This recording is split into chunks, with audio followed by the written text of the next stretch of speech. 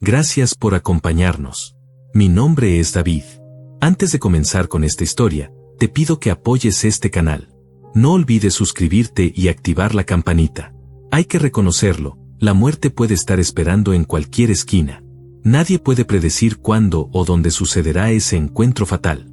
Tal vez en la calidez del hogar, en una calle oscura y solitaria, o, aunque parezca inverosímil para muchos, incluso durante una tranquila cena familiar. Pero toda regla tiene su excepción. La historia de Kang-yong es una de esas excepciones que parecen sacadas de una novela negra.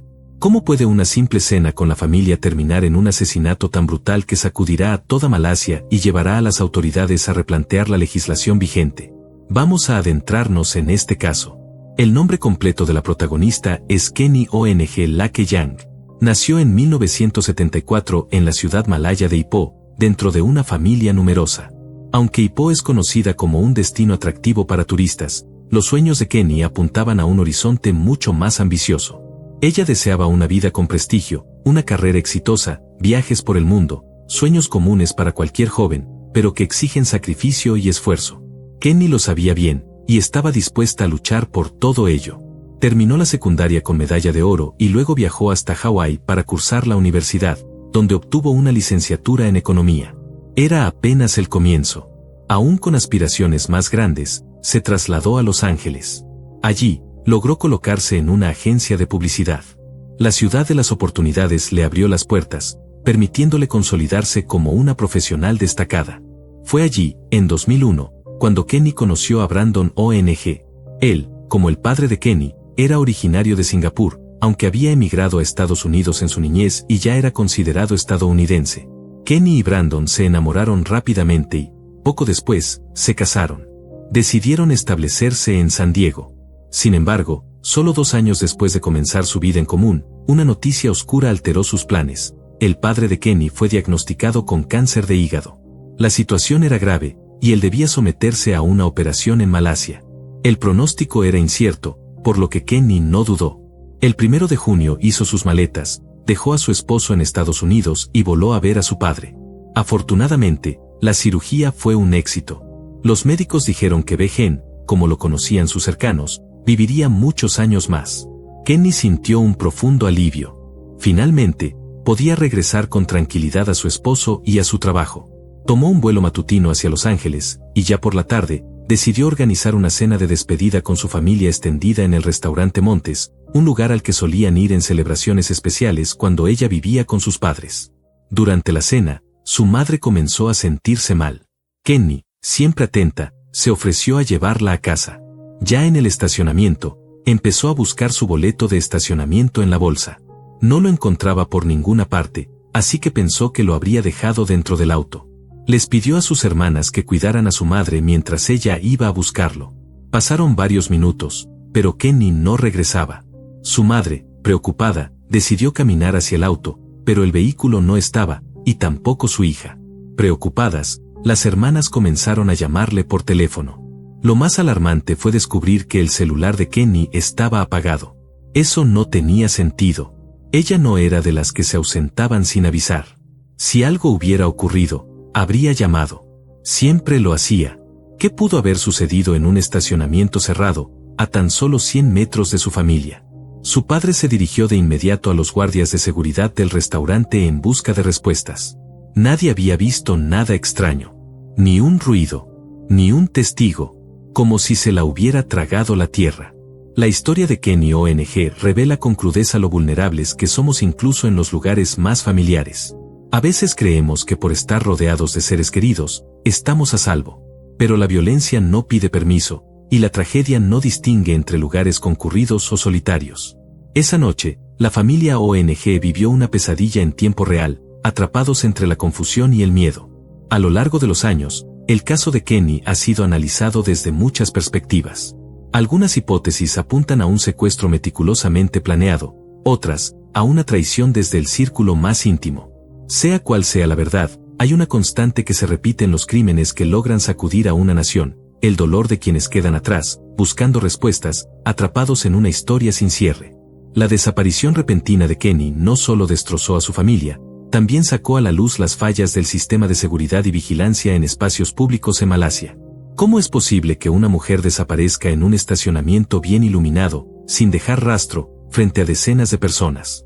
Esa es la pregunta que aún resuena en los pasillos del Poder Judicial y en los corazones de quienes conocieron a Kenny. Al principio, nada parecía fuera de lo normal en las cámaras de seguridad. Kenny caminaba tranquilamente hacia su automóvil, revisando los bolsillos y buscando las llaves en su bolso. Todo lucía como un gesto cotidiano, sin mayor preocupación. Pero algo llamó la atención al mirar con más detenimiento. Una figura desconocida avanzaba detrás de ella, imitando su ritmo. Cuando Kenny se detenía, él también lo hacía. Cuando ella aceleraba el paso, él la seguía con igual urgencia. Desde otro ángulo, captado por otra cámara, los guardias junto con el padre de Kenny observaron con horror cómo el vehículo de ella salía del estacionamiento. Al volante iba un hombre desconocido. Muy probablemente el mismo sujeto que la seguía. Kenny, para asombro de todos, iba en el asiento del copiloto. Todo apuntaba a un secuestro, y de inmediato la familia alertó a la policía. Es justo reconocerlo, las autoridades malayas actuaron con rapidez. Apenas recibieron el reporte del robo del automóvil, comenzaron la búsqueda de la mujer desaparecida. No pasaron más de un par de horas cuando una patrulla de la carretera detectó un vehículo que coincidía con la descripción. Para no alarmar al posible criminal, y en ese momento sin estar completamente seguros de que se tratara de un secuestro, los agentes decidieron detener el coche para revisar los documentos.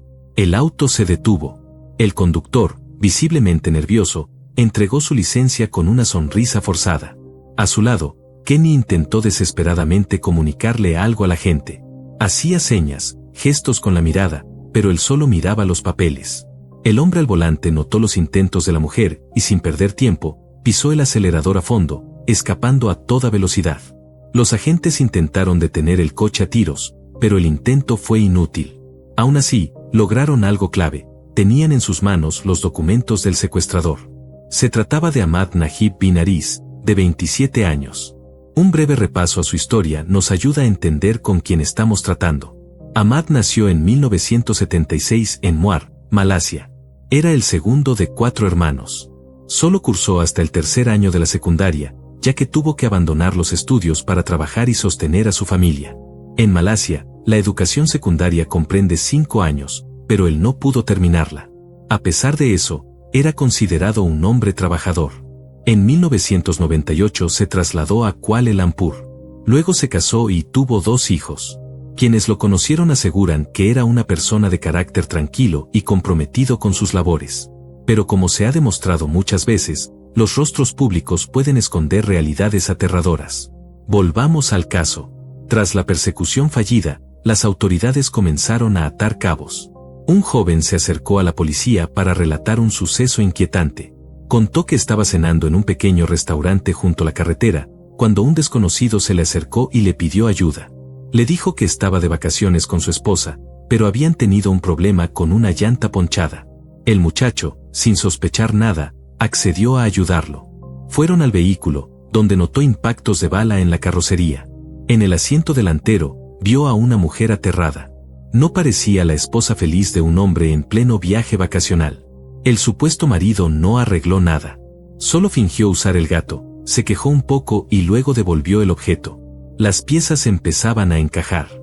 La policía ya tenía el nombre del secuestrador, Ahmad Najib, y ahora también un testimonio que confirmaba su paradero. Sin embargo, lo más desgarrador aún estaba por llegar. 3 días después, el cuerpo de Kenny ONG fue hallado en un registro de drenaje cercano a una obra en construcción. Estaba casi calcinado. La autopsia reveló que primero había sido apuñalada varias veces en el abdomen y luego estrangulada. A escasos metros de ese mismo sitio, fue hallado el automóvil con la llanta perforada, o más bien, con un impacto de bala, y manchas de sangre en el asiento trasero. Lo inexplicable fue que, teniendo ya los documentos del criminal desde el primer intento de detención, la policía no logró anticiparse al trágico final. Las preguntas comenzaron a surgir. ¿Pudo haberse salvado Kenny si la reacción policial hubiese sido más ágil?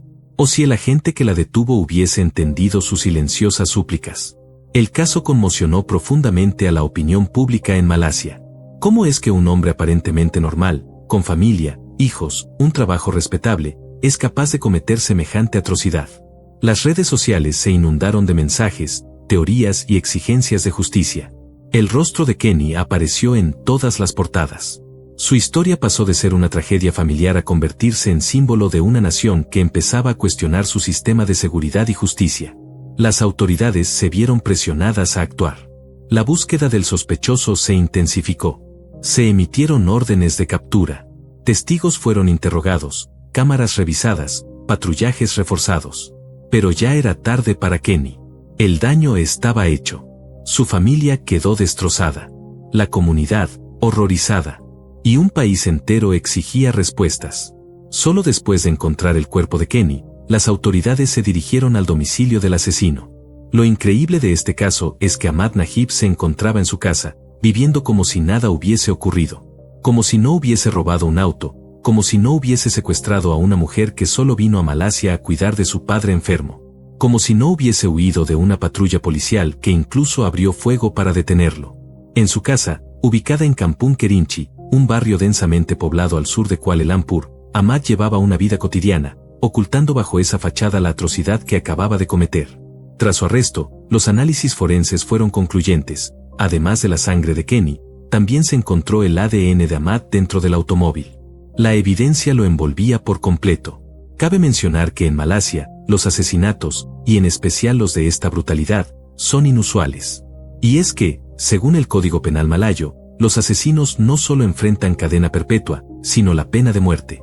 Aún así, Ahmad Najib actuó con una temeraria indiferencia, como si creyera que podía escapar de la justicia. Sin embargo, ante la abrumadora evidencia, terminó confesando y se mostró dispuesto a colaborar con la investigación, esperando que eso pudiera salvarlo del cadalso. En el juicio, Ahmad intentó mostrarse como una víctima de una confusión. Afirmó que esa noche en el estacionamiento estaba buscando a otra mujer, y que confundió a Kenny. Según su testimonio, se dio cuenta del error mientras conducía con ella, y hasta se rieron juntos del malentendido. Más adelante, dijo que intentó tener relaciones sexuales con ella, y de nuevo según su versión, Kenny no se opuso. Declaró que las marcas de estrangulamiento en el cuello de la víctima eran parte de un acto sexual consensuado, un juego de fantasía que salió mal. Aterrorizado por el desenlace, según él, decidió deshacerse del cuerpo y prenderle fuego. Esa fue la historia que presentaron sus abogados. Una historia completamente inventada. La estrategia legal era simple, intentar cambiar la acusación de asesinato por un cargo menor, como abuso a un cadáver, o en el peor de los casos, homicidio imprudencial, argumentando que la muerte ocurrió durante un encuentro sexual consentido. Incluso llegaron a cuestionar, si Kenny estaba secuestrada, ¿por qué no huyó cuando Ahmad bajó del auto a revisar la llanta? Este razonamiento podría haber tenido algún peso, si no fuera por un pequeño detalle, los múltiples cortes en el abdomen de la víctima. Ese simple hecho destrozó toda la defensa. Se vino abajo como un castillo de naipes. Era claro que Ahmad mentía. La versión real de los hechos, respaldada por la autopsia y por el curso de la investigación, era mucho más cruda. Ahmad observó a Kenny sola en el estacionamiento del restaurante Montis y decidió seguirla. Al abrir su auto, él la amenazó con un cuchillo, la obligó a entrar al asiento del copiloto y tomó el volante. Después del encuentro con los oficiales y del intento fallido por reparar la llanta, condujo hasta un lugar apartado. Allí, en la parte trasera del coche, abusó de ella en múltiples ocasiones. Kenny intentó resistirse, por eso fue apuñalada varias veces en el estómago. Luego, la estranguló con el cinturón de un abrigo. No satisfecho con eso, Ahmad llevó el cadáver a una alcantarilla, lo arrojó dentro y lo cubrió con neumáticos para dificultar su hallazgo. Al día siguiente, regresó al lugar con varios bidones de gasolina. Roció el cuerpo de Kenny y le prendió fuego, buscando borrar cualquier evidencia. Lo más escalofriante fue lo que reveló la investigación posteriormente. Ahmad Najib tenía antecedentes. 4 violaciones previas. 4 mujeres que, aunque sobrevivieron, nunca presentaron denuncias por miedo al estigma o a represalias. Finalmente, el 23 de febrero de 2005, tras varios años de proceso judicial, el tribunal dictó sentencia. Ahmad fue condenado a muerte, y además, recibió una pena complementaria de 10 latigazos. Una condena histórica. Pero, ¿qué consuelo puede representar eso para los padres que perdieron a su hija de manera tan cruel? ¿Qué alivio hay detrás de una celda o de un castigo corporal cuando la ausencia pesa como una lápida? Tras su encierro, Ahmad intentó apelar el veredicto, quizá con la esperanza de cambiar su destino, o simplemente para aferrarse a los últimos hilos de control que le quedaban. Pero el daño ya estaba hecho. El país entero lo señalaba. Kenny ONG se convirtió en un símbolo de cuántas cosas pueden fallar a la vez: la seguridad, la vigilancia, la justicia tardía. Su historia sigue siendo recordada como una de las más brutales y dolorosas que ha enfrentado Malasia. Detrás del horror, quedan las preguntas sin respuesta. ¿Cómo alguien que era padre, esposo y trabajador respetable se transforma en un monstruo? ¿Qué señales se pasaron por alto? ¿Cuántas otras mujeres guardan silencio por miedo? El caso de Kenny no solo evidenció una falla individual, sino un sistema entero que no siempre protege a tiempo. Y por eso, su historia jamás debe ser olvidada. Ahmad Najib intentó todo lo posible para evitar su destino. Presentó varias apelaciones. Como último recurso, escribió una carta al sultán de Selangor, máxima autoridad del Estado, suplicando clemencia. Imploró por un perdón, aferrándose a una mínima esperanza de redención. Pero la respuesta fue clara y tajante: petición denegada. Finalmente, 13 años después del asesinato de Kenny ONG, la justicia alcanzó a su verdugo. El 23 de septiembre de 2016, Ahmad fue ahorcado dentro de su celda. Así terminó la vida de un hombre que, con frialdad y premeditación, arrebató la de una joven que solo vino a cuidar a su padre. Este caso conmocionó a toda Malasia. No solo por la violencia del crimen, ni siquiera por el cinismo de Ahmad al pretender quedar impune, sino porque demostró cuán fácil puede ser secuestrar a alguien, incluso en un centro comercial concurrido, en un estacionamiento aparentemente seguro, a escasos metros de sus familiares. La sensación de vulnerabilidad caló hondo en la población. El miedo era evidente. Si algo así le pudo pasar a Kenny, le podía pasar a cualquiera. Y eso fue lo que obligó a las autoridades a actuar. A partir de entonces, el gobierno malayo implementó una serie de medidas de seguridad a nivel nacional. Se instalaron miles de cámaras de vigilancia adicionales en centros comerciales, calles, estaciones de transporte y edificios públicos. Se incrementó considerablemente la presencia de guardias de seguridad en centros comerciales. Además, se diseñaron zonas de estacionamiento exclusivas para mujeres, bien iluminadas y con vigilancia constante. Pero qué amarga ironía, todas estas acciones llegaron demasiado tarde para Kenny ONG. Fue necesaria su muerte, una muerte dolorosa, cruel y totalmente evitable, para que el país reaccionara. Kenny ONG viajó miles de kilómetros desde Estados Unidos a Malasia, con la única intención de acompañar a su padre enfermo. Planeaba quedarse apenas 2 semanas. Iba a volver con su esposo, con su trabajo, con su vida. Pero en lugar de eso, encontró el horror en su propia tierra. Su historia, que comenzó como una visita familiar, terminó siendo una advertencia nacional. El recuerdo de Kenny permanece vivo no solo por el dolor que dejó, sino por el cambio que su tragedia provocó. Su sacrificio, aunque involuntario, salvó vidas. Pero nada, absolutamente nada, puede justificar el precio que se pagó. Gracias por ver este caso. David estuvo con ustedes. Suscríbanse al canal. Hay muchas historias impactantes aún por contar.